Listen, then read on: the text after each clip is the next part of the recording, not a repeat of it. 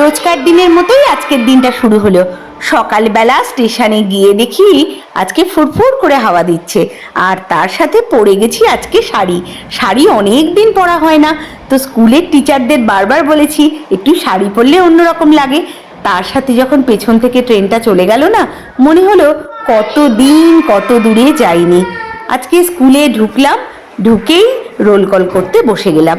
Roll call করতে বসে গিয়ে যেটা আজকে আমাকে সারপ্রাইজ করলো, যার জন্য ভিডিওটা করা, সেটা দেখলাম একটা স্টুডেন্ট, সে বেশ কিছুদিন ধরে আসছে না।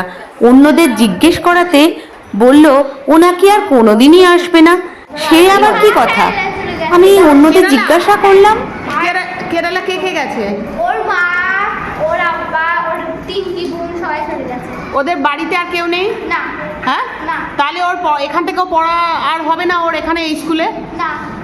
ও এই স্কুলে আর পড়বেই না? এখন হ্যাঁ এসিটি পড়বে, কিন্তু এখন পড়বে। মানে এখন এই স্কুল থেকে চলে গেছে, হ্যাঁ। কেরালায় চলে গেছে কাজের জন্য, তাই তো? হ্যাঁ। ওদের বাড়িতে কতজন লোক ছিল? ওদের বাড়িতে ওর মা, আব্বা আর ওরা তিন বোন, ছয়জন। ও